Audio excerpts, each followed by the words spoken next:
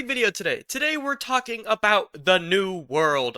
There's been this age-old argument, pre-time skip or post-time skip, and today we're gonna analyze it and sit on the fence and talk about what other people think. Okay, just kidding. I have an opinion. I'm gonna give it. And my lord, I mean, have we been in the new world for like 100 years now? I mean, how long have we actually been in the new world? I mean, holy shit, it's been over 10 years. Oh my god!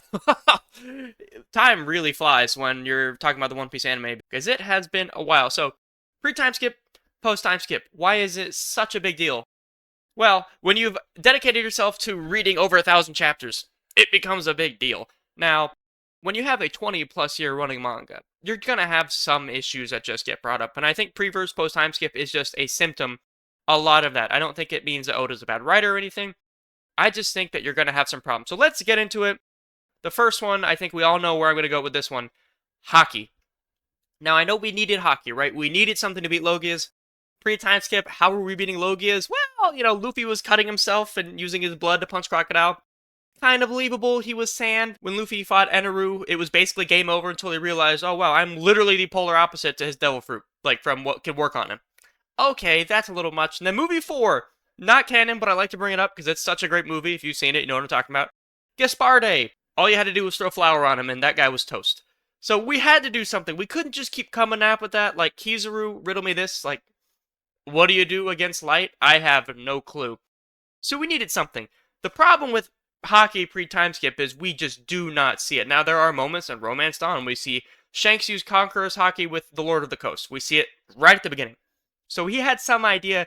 The real big ticket item is Armament Haki, right? Because we do see Eneru use Observation. We see it one time. And then at Marineford, of course, a ton of people are using Haki, but we don't really see it. He actually added like the black coating later on, so it'd be easier for us to see. But even then, we just did not see Armament Haki to any level compared to what we see post-time skip. Post-time skip, like, can you name me a real fight that was Devil Fruit on Devil Fruit? It's all we see. And speaking of Haki and other reasons it's a problem, pre-time skip, a lot of fun Devil Fruit. Riddle me this, okay? What do these characters all have in common? Garp, Roger, Rayleigh, Gabon, Rocks. What do they have in common? That's right. No Devil Fruit. Like, really? All these characters that are getting built up and built up. The further we go along the story, it just felt like Oda was not really able to come up with something creative for him. And not only was Haki poorly introduced, it just kills a lot of the action for some people. It just takes away a lot of the creativity from a lot of the Devil Fruits we saw pre-time skip. And post-time skip, it's like, okay, I have a problem. How do I solve it? Oh, more Haki, more willpower. And it's like, who can punch the hardest? That's a big issue. A big issue about pre versus post-time skip. Other big problems is that the Straw Hats, we just don't see them interact the same way we do pre-time skip. Like with the Haki thing, right? 20 years, you're going to have an issue. I get it. Logias was a problem. Same thing with the Straw Hats, right? Like pre-time skip, we just have the Straw Hats were really just getting to know each other. We were getting to know them. They're just kind of hanging out on the sea, following a log pose, doing their thing. Post-time skip, basically immediately, we know what we're doing. We are going back down. We're going to Fishman Island once we all meet at Sabaody. And then from there, stuff happens. We meet Law, and then the story just gets really, really focused. And there's not a ton of room. Well, I say there's not a ton of room in like 500 something chapters, but there's really not like a ton of room for Straw Hat interactions and character growth because a lot of characters kind of get relegated to their most noticeable tropes. Sanji's stuff with women kind of gets really amped up. I know we saw him in Whole Cake Island. We learned about Germ and everything, but a lot of characters, especially the women on the Straw Hats, you just don't see as much kind of uniqueness as we did pre-time skip. We're in Elbaf right now, and I'm going to go current, so if you're not cut up, I'm going to click off. We don't see as much Usopp as I thought we would have in current. Is Elbaf Brooks' arc? Is it Frankie's arc? Well, so far, it's Loki's arc. Okay. We just keep finding all these extra characters, and the Straw Hats have not been as focused, especially with Wano. My lord, we definitely nailed Wano down. We met everybody. Anyone that had a gripe or problem, we met them. Dressrosa, also the pacing has been horrendous. Now, pacing post-time skip, a lot of that is just because of like chapter size and like having to fill that into the actual anime. Not really that much of an Oda problem. If you read it, it's a lot faster. But I felt like pacing was not poor pre-time skip at all. Post-time skip, Dressrosa, like, my eyes were starting to burn. That flight between Diamante and Kyros in the Flower Garden, who knows what I'm talking about? It would never end. I was like, please. When Kyros went to attack Doflamingo in the castle, I swear he was running at him with 5 minutes. I know he's on one leg, but he was looking at him. It took 5 minutes. And then don't get me started on the raid on Onigashima. so slow, like the Toby Ropo. I don't care. But then we get to Egghead, and the anime gets really a lot more fast paced. So if you're like a little behind, Egghead is great. And then Elbaf just started, and it seems like it's going to be great as well. A lot of really interesting stuff happening in Elbaf. So far we got the pacing, the Haki, and Straw Hat interactions, which, again, back to the Straw Hat interactions, that's just something that's going to happen, right? The story over a long period of time is just going to get more hyper-focused on what the actual goals are. Can we really have the Straw Hats just sailing around the New World just kind of willy-nilly, just having fun? I wouldn't mind seeing that. We see that occasionally after arcs. Like, if anyone just saw the new episode 1156, the first, like, 4 minutes were them just having a good time on the Great Eric with the Great Warrior Pirates. I was looking for that. That was a really good scene. And now I want to move on to Power Creep, which is kind of towards Haki, but kind of not towards Haki. Um, Luffy's moving kind of fast, and Power Creep is really, really weird. Like, you're telling me a Warlord Crocodile could not defeat Luffy in Alabasta? I mean, technically he did twice, and without Robin, he wouldn't be alive, but Luffy moved up really, really fast for a guy that just learned Haki, like, from Rayleigh halfway through the story.